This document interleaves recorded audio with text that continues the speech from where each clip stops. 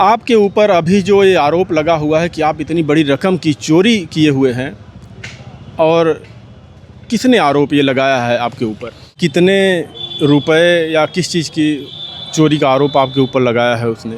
साथियों नमस्कार, अभी मैं जौनपुर के कचहरी में मौजूद हूँ। अनुराग यादव के पिता अब जाएंगे जेल। इनके ऊपर लूट करने की इतनी बड़ी साजिश की गई है, इनके ऊपर इतना बड़ा आरोप लगाया गया है कि आप सुनेंगे तो चौंक जाएंगे। इतनी बड़ी रकम की चोरी करने का आरोप इनके ऊपर लगा है। 1 साल 2 महीने 25 दिन हो चुके हैं। ये पिता अपने बेटे के न्याय के लिए दर दर भटक रहा है, और इसी समय इनके ऊपर इतनी बड़ी मुसीबत आ जाती है। आप लोगों ने देखा किस तरीके से अनुराग यादव को दीपावली का दिन था, लालता प्रसाद यादव के बेटे ने उनके सर को धड़ से अलग कर दिया था। पूरा देश देखता रहा, पूरे देश के सभी लोगों की आंखों में आंसू थे। सबसे बड़ा सवाल कानून व्यवस्था पर है। सब कुछ जानते हुए आखिर इतनी देरी क्यों हो रही है इनको न्याय मिलने के लिए? 1 साल 2 महीने 25 दिन हो चुके हैं, तब से पिता कोर्ट कचहरी के चक्कर लगा रहा है, और एक मुसीबत इनके लिए और खड़ी हो गई कि इन्होंने चोरी किया। कितने की चोरी की है वो भी मैं आप लोगों से बताऊंगा इसी वीडियो में। इकलौता बेटा था रामजीत यादव जी का, इकलौता भाई बहनों का था, और उसको इस दुनिया से छीन लिया जाता है। सर जी, आपका बहुत बहुत स्वागत।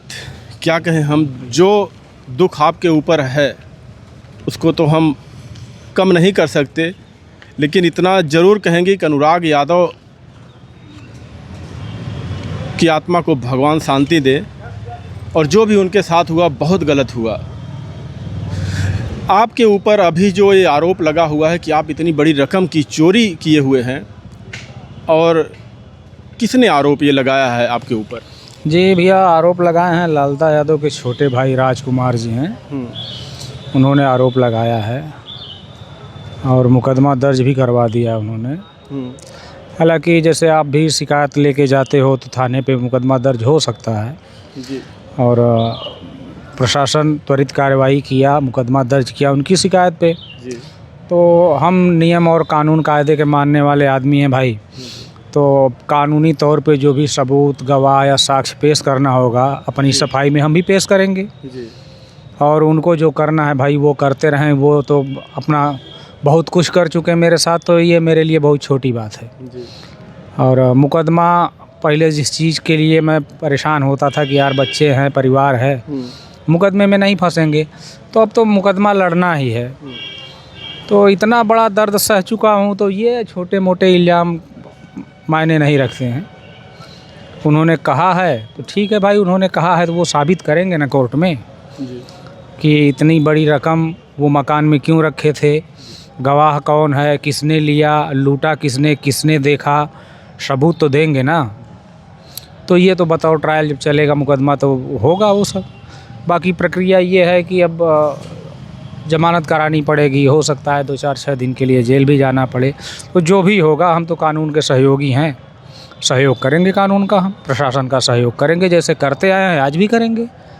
पिताजी, कितने रुपए या किस चीज़ की चोरी का आरोप आपके ऊपर लगाया है उसने? जी, उनका कहने के अनुसार 20 लाख के जेवरात हैं और 5 लाख नगद कैश है, और गाटर पटिया, मकान तोड़ फोड़। और मकान तोड़ फोड़ तो 1 महीने तक तो फोर्स लगी हुई थी हमारे घर पे। जी। फिर प्रशासन की तरफ से गनर मुहैया कराए गए हैं। जी। और आप सब लोगों ने देखा होगा कि 1-1.5 साल से, 1 आध महीने से मैं थोड़ा चल फिर पा रहा हूँ, नहीं तो मैं तो चारपाई पे ही था। तो भाई फिर भी मैंने जाके तोड़ा। जो खुद उठ नहीं पाता था आदमी, वो जाके उनका मकान तोड़ दिया, पैसा लूट लिया। तो ये सब सोचने वाली बातें हैं। फ़िलहाल अब कोर्ट में उन्होंने इल्ज़ाम लगाया है तो साबित करना तो पड़ेगा ही। पिताजी, जिस दिन अनुराग यादव को मारा गया उसके तुरंत बाद वहाँ पर भारी फोर्स बल वहाँ पहुँच जाती है। मीडिया बंधु के लोग भी वहाँ पहुँच जाते हैं। तो प्रशासन ने तो छानबीन किया होगा, क्योंकि जब हम लोग वहाँ पर पहुँचे थे उस वक्त जब ये घटना हुई तो वहाँ पर ना कोई जानवर था, ना तो उनकी कोई सामान वहाँ पर बाहर पड़ा हुआ था। जी, वो सब कुछ पहले से सेटलमेंट करके सब कुछ हटा दिए थे, लेकिन वो 20 लाख का गहना रखे हुए थे कि जिसे हम चोरी कर सकें। अच्छा। हमको चोरी करने के लिए उन्होंने ऑप्शन रखा हुआ था। जो आदमी मवेशी तक बेच दिया था 15 दिन पहले, समरसेबल उखाड़ के बेच दिया था, सब इधर उधर सामान हटा दिया था, उसने रख दिया था 20 लाख का गहना और 5 लाख नगद कैश कि रामजीत सही हो जाएंगे तो आके लूटेंगे। बाकी आप समझदार हैं, खुद ही समझिए। तो उसने ऑप्शन रखा था कि ये जब ठीक हो जाएंगे तो आके हमको लूटेंगे, तो इनको लूटने के लिए कुछ रख देते हैं। तो उसने रखा 20 लाख का जेवरात और 5 लाख नगद कैश। जब वहाँ पे उस समय वहाँ पे लोग पहुँचे थे, मीडिया के लोग पहुँचे, तो दरवाजे के अंदर भी लोग गए थे। वहाँ पे एक आध गाड़ी थी, उसको भी वहाँ पे ऊंचा गया, शायद आक्रोश में वहाँ पे कुछ हुआ था उस वक्त। लेकिन ऐसा कुछ तो नहीं वहाँ पे लग रहा था कि इतना कुछ था, इतना माल ये रख के इकट्ठा करके गए हैं। भैया वो सबको पता है कि ये इल्ज़ाम झूठा है, लेकिन फिर भी अगर उन्होंने FIR दर्ज करवा दिया है तो हमको तो साबित करना ही पड़ेगा कोर्ट में ना।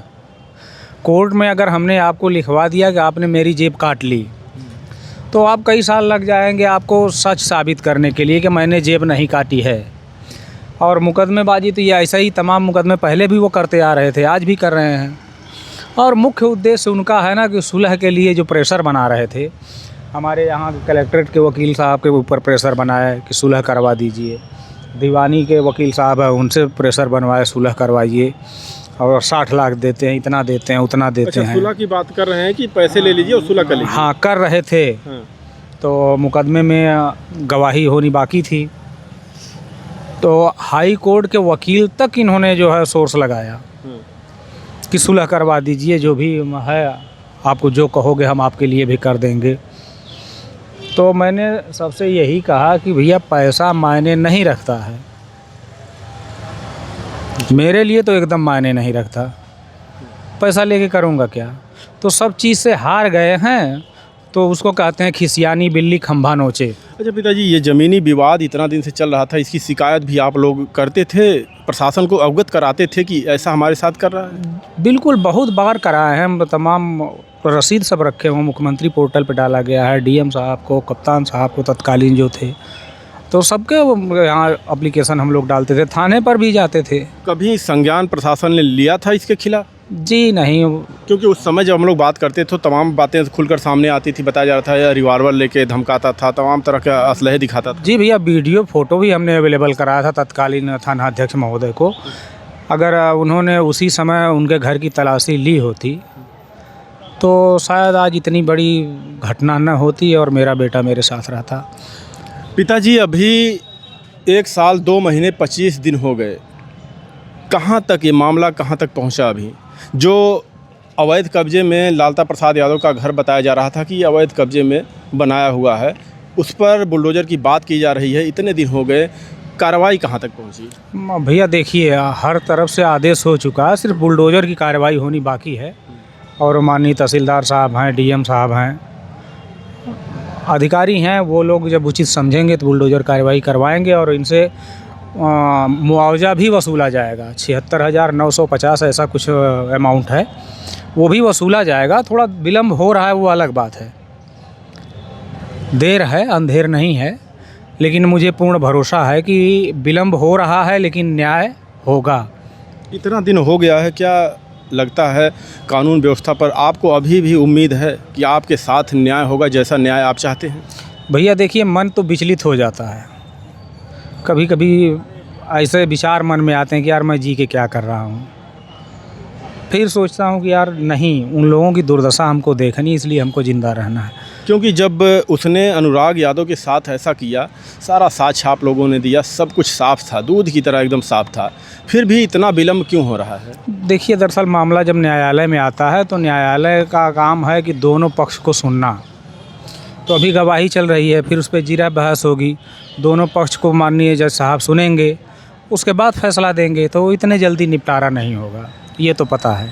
सरेआम अनुराग यादव के सर को धड़ से अलग कर दिया जाता है। सुबह का वक्त था, इकलौता बेटा रामजीत यादव का ब्रश कर रहा था, पीछे से ऐसा वार किया उसने कि उसका सर अलग हो गया धड़ से। आप सोच सकते हैं, अगर एक बार आप इसको सोचेंगे तो मंजर क्या रहा होगा। 14 साल कितना उम्र था उनका? 16 साल। 16 साल अब रहा होगा। 16 साल का लड़का था वो, ताइक्वांडो खिलाड़ी था। कितनी उम्मीदें रही होंगी माता पिता का अपने बेटे के, इकलौते बेटे के ऊपर। कितने आस लगाए रहे होंगे, कितने सपने देखे होंगे उनके लिए कि हमारा बेटा पढ़ लिख कर कुछ करेगा हमारे लिए। लेकिन आज ये पिता अकेला हो चुका है। बेटियां पिताजी कितनी हैं? 5 बेटियां हैं।